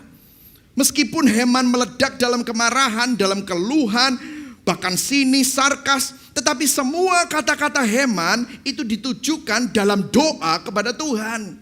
Bahkan dia berkata bahwa waktu kegelapan adalah sahabatku yang paling karib. Dia mengatakan hal itu kepada Tuhan. Artinya Heman tetap bersama Tuhan meskipun dia tidak mendapatkan apa-apa dari Tuhan. Bahkan kalau saudara lihat kitab-kitab lain tidak pernah dikatakan Heman murtad. Heman tetap setia dalam panggilannya dan pelayanannya, bahkan menjadi pemimpin pujian sampai akhir hayatnya. Pemazmur Lewi di rumah Tuhan. Artinya apa? Saya bisa simpulkan bahwa Heman melayani Tuhan bukan karena manfaat, tetapi karena siapa Tuhan. Inilah bentuk iman kepercayaan yang tertinggi. Saudara, ketika kita ada di dalam masa gelap dan tidak mendapatkan apapun dari doa, apakah saudara masih tetap berdoa? Apakah saudara masih tetap bisa berkata, aku gak ngerti Engkau Tuhan, aku mungkin kecewa, marah, tetapi aku gak akan lari ke siapapun, aku akan tetap percaya kepadamu, aku akan tetap berdoa, bukan karena Engkau menolongku, tapi karena Engkau adalah Tuhanku, Engkau Tuhan dan aku bukan.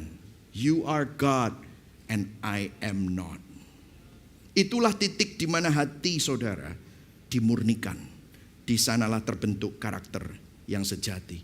Saudara, ketika tekanan datang dan kita memilih untuk tetap bersama dengan Tuhan, itu seperti tekanan alam yang mengubah batu bara menjadi berlian. Tekanan kehidupan itu membentuk karakter kita, membentuk hati kita menjadi sesuatu yang indah.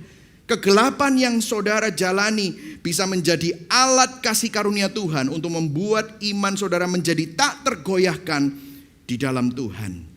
Ketika kegelapan itu akhirnya mereda, pasti akan mereda. Saudara akan menunjukkan bahwa hatimu berubah. Saudara bisa lebih tabah, lebih tenang, lebih rest, lebih sabar, lebih berani. Hanya waktu saudara lewat kegelapan, disitulah hatimu, imanmu dimurnikan menjadi iman yang tak tergoyahkan. Saudara, kalau kita lihat ayat-ayat Alkitab seperti gini, Habakuk 3 ayat 17-18. Sekalipun pohon ara tidak berbunga, namun aku akan bersorak-sorai di hadapan Tuhan. Ayat 13 ayat 15, sekalipun Tuhan membunuh aku akan tetap berharap kepada Tuhan. Kalau saudara masih ingat cerita Sadrah, Mesak dan Abednego yang diancam oleh Raja Nebukadnezar, kalau kamu gak menyembah aku lemparkan kamu di lautan api. Dia berkata, aku tahu Tuhan bisa menolong aku, tetapi kalaupun Tuhan tidak menolong kami tetap menyembah Dia. Wah, inilah iman yang bertahan bukan karena imbalan, tapi karena percaya bahwa Tuhan itu tetap Tuhan. Yang setuju katakan amin. Saudara, beberapa waktu yang lalu saya melewati musim yang saya gak pernah bayangkan, saudara. Seakan-akan mengalami kegelapan, saya disalah mengerti, dituduh, bahkan dikhianati. Saya coba negur, malah dianggap menyerang, malah dianggap antagonis. Saya mencoba memperbaiki, justru seakan-akan dilabelin. Saya marah. Saya berdoa, tapi doa saya seakan-akan gak ada hangatnya, seperti terbentur tembok. Tidak ada jawaban, tidak ada kehadiran, hati saya hambar. Tapi di titik itu saya mulai sadar, sebenarnya Tuhan sedang menyingkapkan motivasi hati saya. Apakah saya ingin melayani karena hasil? Apakah saya ingin melayani supaya dianggap hebat, pengakuan dan rasa aman? Atau saya melayani Tuhan karena saya sungguh-sungguh mengasihi Tuhan? Bahkan ketika segala sesuatu itu dilucuti, disitulah saya mulai belajar bahwa Tuhan tidak meninggalkan saya, tetapi Dia sedang memurnikan saya. Dia sedang mengajarkan saya untuk tetap berkata, Tuhan, Kau tetap Tuhan. Meskipun aku gak ngerti kenapa aku harus ngalami ini. Dan disitulah saya bisa merasakan kedalaman kasih karunia-Nya. I can rest in His grace. Bukan karena keadaan membaik, tapi karena iman yang sedang dimurnikan. Saudara, di zaman ketika banyak orang berpikir orang beriman itu berarti hidup nyaman, Alkitab tidak menjanjikan bahwa iman kepada Tuhan akan selalu menghindarkan kita dari penderitaan. Tapi apa yang Alkitab katakan? Iman yang benar justru memampukan kita untuk tetap bertahan dan tidak tergoyahkan di tengah penderitaan. Mazmur 88 memperlihatkan sisi lain dari iman. Iman sejati tumbuh bukan dari terang, tapi justru di dalam kegelapan. Nah, mungkin saudara berkata, itu kan perjanjian lama, pastor. Perjanjian baru loh, enggak kayak gitu. Saudara coba ya, saya bawa perjanjian baru ya saudara ya. Saya tahu pikiran saudara, makanya saya siapkan ini. Ibrani 11 ayat 36 sampai 38 ya, dalam terjemahan sederhana Indonesia. Ayo baca sama-sama pelan-pelan ya saudara. 1, 2, 3. Karena apa? Percaya penuh, ada juga orang-orang yang tetap bertahan saat apa? Keyakinan mereka diuji, walaupun mereka dihina dan dipukuli habis-habisan atau dilemparkan ke penjara serta diikat rantai besi. Stop dulu sampai di situ. Itu kegelapan enggak? Saya mau tanya, gelap gak itu? Gelap. Jadi lihat ya saudara ya, ini terjadi karena percaya penuh. Loh, orang percaya penuh mestinya dilepaskan dong. Oh enggak. Lihat ini. Ayat 37 sampai 38. Baca sama-sama. 1, 2, 3. Ada orang-orang yang karena apa? Percaya dilempari batu sampai apa? Mati. Digergaji tubuhnya sampai terbelah dua. Ayo terus baca ya. Dan ada yang terus di antara mereka ada yang sehingga tidak memiliki tempat tinggal dan hanya mempunyai satu-satunya pakaian yang menempel di badan. Itu pun dari kulit domba atau mereka kekurangan apa? Makanan. Dibuat apa? Menderita, dicobai dan terus disiksa sehingga mereka hidup mengembara saja. Entah di padang belantara atau dan terpaksa tinggal di dalam gua-gua atau lubang-lubang di bawah tanah. Dunia ini bukan tempat yang waduh. Saudara, iman bukanlah sarana untuk mendapatkan sesuatu dari Tuhan, melainkan untuk mampu terus berpegang teguh kepada Tuhan, bahkan ketika kita tidak mendapatkan apapun selain Tuhan, selain dirinya Tuhan. Amin, saudara. Aminnya berat ya. Tapi ini luar biasa loh saudara. Coba ya, teruskan. Ayat 39 sampai 40 ya. Baca sama-sama. 1, 2, 3. Sekarang mereka menjadi, karena apa? Sudah terbukti bahwa mereka percaya penuh kepada Allah, biarpun mereka mati sebelum menerima apa yang sudah Allah janjikan. Oh, rupanya mereka nggak nerima loh. Mereka nggak terima apa yang Allah janjikan, tapi tetap percaya penuh kepada Allah. Ada ya ayat kayak gini ya. Ada saudara. Ayat 40. Jadi jangan marah kalau saudara berdoa sama Tuhan, sudah puasa Daniel, puasa Esther, semua puasa saudara jalani, tetap gak kejadian yang saudara minta. Terus ayat 40 ya. Ya kita berdoa bahwa Tuhan memberikan yang terbaik buat kita.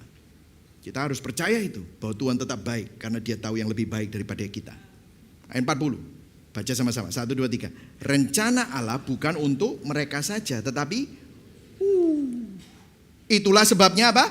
Allah menetapkan agar mereka menunggu kita kelak sesudah keyakinan kita selesai diuji dan disempurnakan, barulah semuanya, yakni mereka dan kita bersama-sama menerima berkat luar biasa yang sudah disediakan. Saudara akan terima enggak? Terima.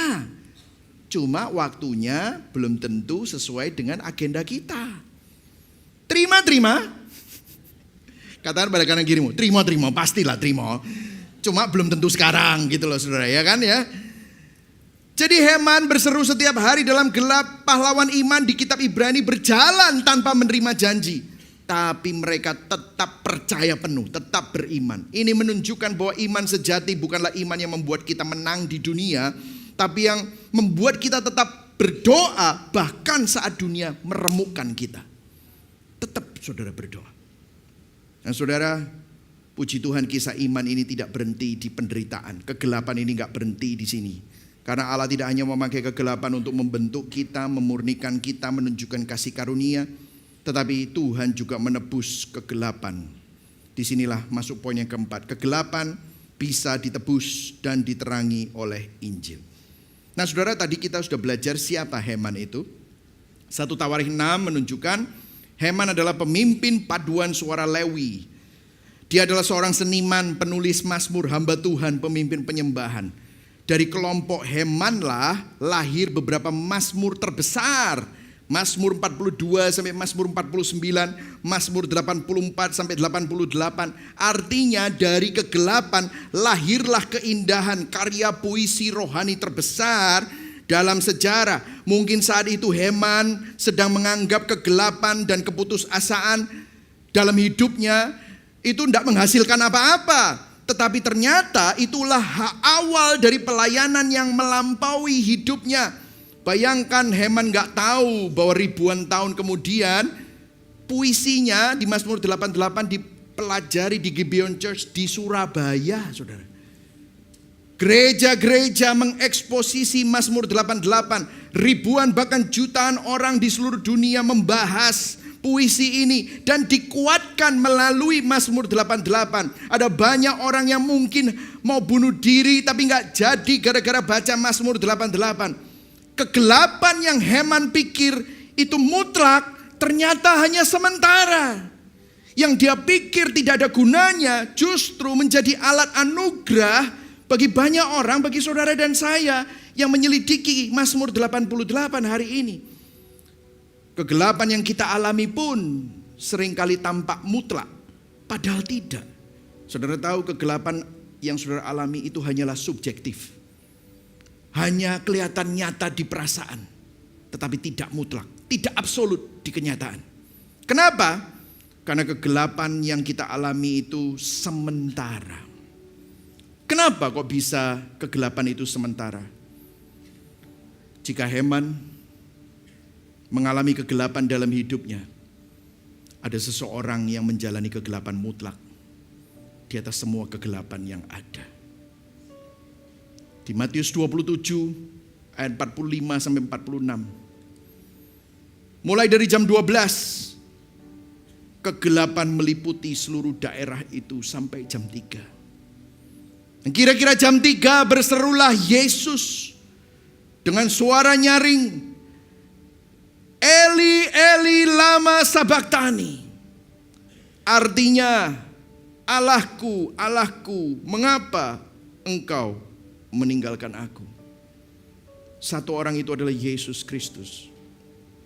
Disalib, Yesus Kristus sang anak Allah mengalami semua yang Heman takutkan. Heman takut ditolak. Heman takut tenggelam dalam kegelapan selamanya. Heman takut dihantam murka Allah. Heman merasa ditinggalkan sendirian, padahal tidak. Heman takut menghadapi kematian dan kubur. Tapi disalib, Yesus mengalami penolakan mutlak disalib. Yesus benar-benar tenggelam dalam kegelapan. Yesus benar-benar dihantam oleh murka Allah. Dia ditinggalkan sendirian, makanya dia berteriak seperti itu. Allahku, Allahku, kenapa engkau meninggalkan aku? Yesus menghadapi maut. Kalau tadi dikatakan, kenapa kau tinggalkan aku di liang kubur? Yesus masuk ke liang kubur, bahkan masuk ke dalam jurang maut yang paling dalam. Semua yang Heman takutkan, penolakan, murka, kegelapan, kematian, dialami oleh Yesus, ditanggung oleh Yesus Kristus disalib. Dia masuk ke lubang yang paling dalam supaya saudara dan saya bisa keluar ke terang yang paling indah. Disalib Yesus Kristus mengalami semua yang Heman takutkan supaya saudara dan saya menerima semua yang hanya Heman rindukan. Apa itu? Kasih, penerimaan, pengampunan, dan terang. Kegelapan mutlak yang Yesus jalani membuat kegelapan yang kita alami hanyalah sementara, bukan selamanya. Semua yang Heman takutkan, Yesus sudah tanggung. Semua yang Heman tidak dapatkan, saudara dan saya terima. Di salib, kegelapan tidak menang, namun kasih karunia yang menang. Itulah kabar baik Injil. Saudara, ketika Yesus berada di Taman Getsemani, dia melihat kegelapan itu mendatangi dia. Dia nggak lari. Dia berkata, kalau bisa Tuhan, cawan ini lewat. Tapi bukan kehendakku, namun kehendakmu. Dia berjalan menuju salib. Dengan berani dia menghadapinya buat saudara. Karena dia tahu, kalau bukan dia yang menghadapi, kita yang hadapi. Dia yang hadapi karena dia tidak mau meninggalkanmu, meninggalkanku sendirian. Ada satu ayat petunjuk kepada Injil di Mazmur 88. Kata-kata sinis Heman menjadi nubuatan tentang kebangkitan Yesus. Apakah kau lakukan keajaiban bagi orang-orang mati? Jawabannya ya. Pertanyaan sinis itu merupakan nubuat kebangkitan. Yesus mati, tetapi kebangkitannya menjadi jawaban bagi saudara dan saya. Ya, Tuhan menunjukkan keajaibannya bagi orang mati melalui kematian dan kebangkitan Yesus Kristus. Satu hari yang mati akan bangkit. Tidak ada lagi kesakitan, tidak ada lagi kematian, tidak ada lagi dosa, tidak ada lagi kejahatan, tidak ada lagi air mata. Melalui karya salib Kristus, ayat ini menubuatkan bahwa satu hari Tuhan akan melakukan keajaiban bagi orang-orang mati. Saudara, saya jadi teringat terhadap apa yang dikatakan Tim Keller terakhir podcastnya sebelum dia dipanggil Tuhan. Pada waktu dia diinterview di dalam podcast itu, Tim Keller tahu hidupnya gak lama. Waktu ditanya dalam sebuah interview tentang kanker pankreasnya, ditanya, bagaimana kamu menghadapi kanker pankreas yang quote unquote akan membunuhmu, membuat kamu mati? Dia jawab, dia tahu hidupnya gak lama. Dia berkata, if we believe on the cross, if we believe on the death and the resurrection of Jesus Christ is real, then at the end, everything is going to be all right. Everything is going to be restored. Kalau kita percaya bahwa salib, kematian dan kebangkitan Yesus Kristus itu nyata, pada akhirnya segala sesuatu akan menjadi baik dan pulih. Terus dia meneruskan, bukan berarti kita gak sedih. Kami menangis, kami bergumul. Bahkan tadi malam saya dan istri menangis bersama-sama dalam waktu yang lama. Jadi masih ada sedih itu. Tapi saya tahu sedih itu campur sukacita dan pengharapan. Karena satu hari semua itu akan disembuhkan. Semua akan dipulihkan. Kita semua pasti akan sembuh dan tidak sakit lagi. Saya mau bertanya kepada saudara sebuah pertanyaan untuk mengakhiri khotbah ini. Jika Yesus tidak meninggalkanmu di kelamnya Taman Getsemani dan di dalam gelapnya salib, bagaimana mungkin dia meninggalkan saudara dalam kegelapanmu saat ini? Kalau engkau ada di dalam kegelapan hari ini dan merasa Allah tidak ada, itu hanya perasaanmu. Kebenarannya adalah dia tetap bersama dengan saudara. Yesus adalah Tuhan, Immanuel. Dia bersama dengan kita. Reflektifnya saudara, apakah saudara berdoa kepada Tuhan karena saudara mengasihi Dia, atau hanya karena ingin sesuatu dari Dia? Bagaimana saudara tetap beriman kalau doamu gak dijawab dan langit serta kehidupan terasa gelap seperti dalam Mazmur 88? Apakah saudara tetap berdoa? Apakah saudara berani mempercayai bahwa di balik kegelapan Tuhan sedang membentuk saudara menjadi seseorang yang lebih indah, hatimu lebih murni? Dia tidak menghukum saudara, tapi dia sebenarnya mengasihi saudara. Mari sama-sama bangkit berdiri. Sebelum kita naikkan lagu Yet Not I But Christ Who Lives in Me, saya akan membacakan implikasi Injil. Saudara diberkati hari ini, amin. Orang berinjil sadar bahwa doa yang tidak dijawab bukanlah tanda dia ditolak, tetapi undangan untuk mengenal Allah yang lebih dalam daripada hanya jawaban doanya. Orang berinjil tahu bahwa kadang Tuhan tampak diam, tapi justru di dalam diamnya Tuhan, kasih-Nya sedang bekerja paling dalam. Orang berinjil paham bahwa kegelapan bukan berarti hukuman, namun justru menjadi ruang di mana Tuhan mengukir kekuatan yang baru dalam dirinya. Berikan tepuk tangan buat Tuhan, amin.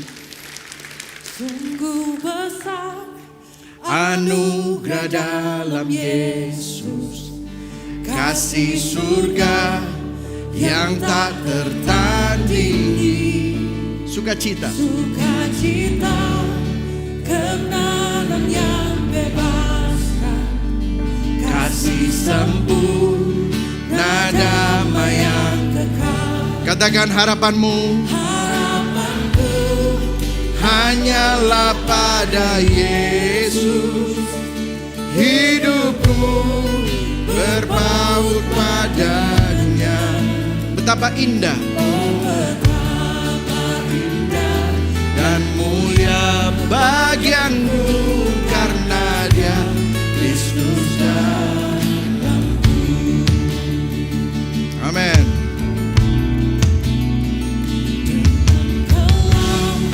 Ku tak pernah sendiri, di pihakku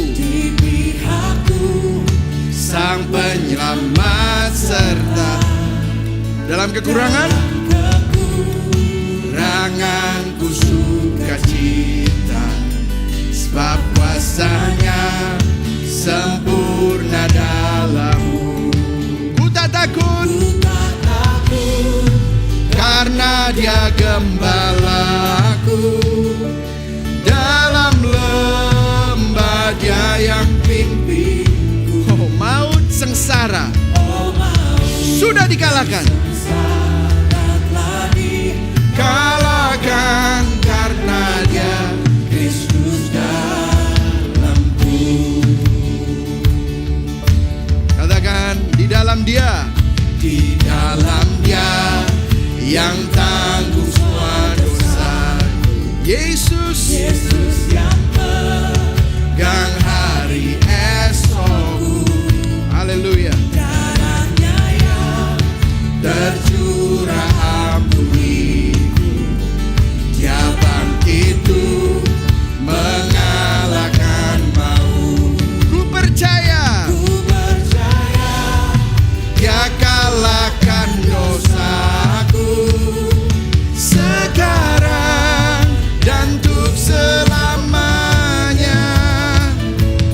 Oh, betapa heran ku telah dibebaskan karena Dia Kristus. Amin. Haleluya. Ku mau serta Yesus, janjinya yang membuatku teguh. Setiap hari kasih-Nya pulihkanku, sampai nanti ku dipanggil pulang. Harapanku hanyalah pada Yesus, kemuliaan hanya padanya. Saat usai nanti bukan terus bernyanyi karena Dia Kristus dalamku. Harapanku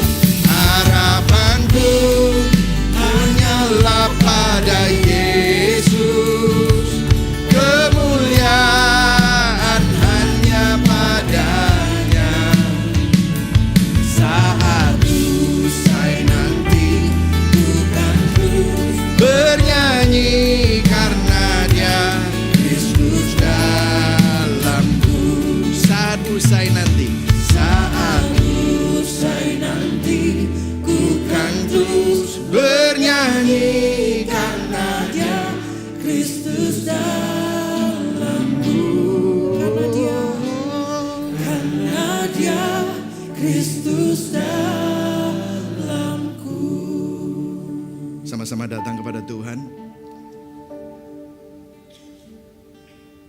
Tuhan, kami datang kepadamu hari ini seperti Heman, bukan dengan kata-kata yang manis dan rapi, tapi dengan kejujuran hati. Tuhan, kami mengaku Tuhan, ada begitu banyak masa dalam hidup kami di mana kami tidak mengerti apa yang Engkau lakukan. Doa-doa yang tidak dijawab, pergumulan yang tidak berhenti, luka yang kami pendam lama yang membuat kami bertanya, apakah Engkau masih mendengarkan kami? Tapi hari ini kami ingin bertobat dari pandangan kami yang sempit tentang Engkau. Kami berpikir bahwa Engkau hanya baik ketika keadaan kami baik-baik saja. Padahal kasih-Mu itu tetap nyata bahkan saat doa kami tidak dijawab. Tuhan, ampuni kami. Ampuni kami kalau kami terlalu cepat menilai Engkau dari keadaan kami, dari jawaban doa kami. Kami sering lambat mempercayai kasih-Mu yang tidak pernah berubah. Kami sering lupa akan karya salib-Mu yang sudah Kau buktikan sebagai tanda kasih-Mu. Tuhan, kami bawa kegelapan yang kami miliki, semua yang kami alami kepadamu hari ini. Bawa kepada Dia, saudara. Luka yang belum sembuh, tuduhan yang menyakitkan, pengkhianatan yang masih membekas. Bawa kepada Tuhan. Terangi Tuhan dengan kehadiran-Mu. Engkau tidak pernah meninggalkan kami. Bahwa Kristus sudah masuk ke dalam kegelapan yang paling gelap di salib. Supaya kegelapan yang kami alami tidak pernah mutlak. Tidak pernah selamanya, hanya sementara. Biarlah kami berjalan bukan dengan perasaan, tapi dengan iman. Iman yang dimurnikan. Iman yang dapat berkata, meskipun aku gak terima apa-apa, aku tetap percaya Engkau Tuhan. Biarlah ini menjadi doa kami semua. Di tengah kegelapan kami, kalau sudah mengalami kegelapan, percayalah bahwa Tuhan bersamamu. Tuhan memegang tanganmu. Tuhan mengerti apa yang kau alami. Bahkan Dia menguatkan engkau. Terima kasih Bapak. Mari sama-sama kita ambil perjamuan kudus yang sudah disiapkan. Perjamuan kudus adalah sakramen yang diperintahkan Yesus bagi orang-orang yang sudah percaya kepadanya. Kalau sudah dibaptis, sudah percaya kepadanya, silakan mengambil. Karena ini adalah merupakan sakramen yang sakral yang sepatutnya diambil dengan pengertian yang benar. Mari sama-sama kita angkat roti ini di hadapan Tuhan. Sebab apa yang telah kuteruskan kepadamu telah aku terima dari Tuhan, yaitu bahwa Tuhan Yesus pada malam waktu Ia serahkan, Dia mengambil roti dan sesudah itu Ia mengucap syukur atasnya. Dia memecah-mecahkannya dan berkata, inilah tubuhku yang diserahkan bagi kamu. Perbuatlah ini menjadi peringatan akan aku. Saudara, salib adalah bukti bahwa kasih-Nya tidak bisa dipisahkan dari hidup kita. Kegelapan apapun yang saudara alami, ingatlah bahwa segelap-gelapnya kegelapanmu, terang salib Kristus itu selalu menerangi setiap jalanmu. Bukankah roti yang kita angkat ini adalah persekutuan kita dengan tubuh Kristus? Mari sama-sama makan di dalam nama Tuhan Yesus.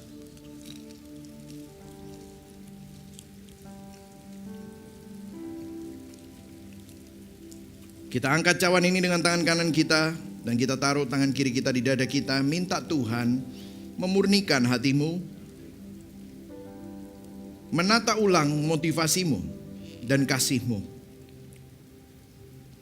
Demikian juga Yesus mengambil cawan sesudah makan lalu berkata, cawan ini adalah perjanjian baru yang dimeteraikan oleh darahku.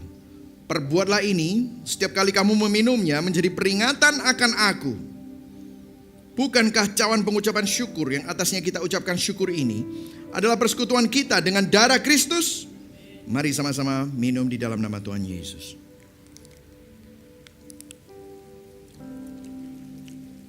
Saudara bisa mengucap syukur bahwa kasih Tuhan menopang saudara, menyertai saudara, memelihara saudara, dan mendampingi saudara sampai akhir. Mari sama-sama kita naikkan segala puji hormat dalam doksologi. Praise God in whom all blessings flow.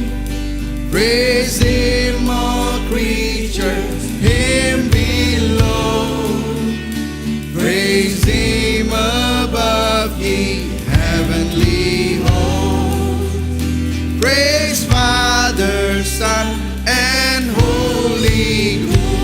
Puji Allah, puji Allah, rahmat, puji Dia semua ciptaannya, puji Dia para malaikat, Tritunggal, Bapa, Putra, dan Roh Kudus.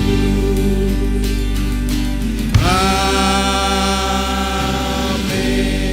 Marilah kita arahkan hati kita kepada Tuhan.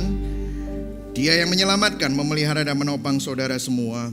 Cuma yang dikasihi Kristus, ingatlah di dalam kegelapanmu, tangan Tuhan tidak pernah meninggalkan hidupmu. Kasih-Nya tidak pernah terpisah dari hidupmu. Tuhan memberkati engkau dan melindungi engkau.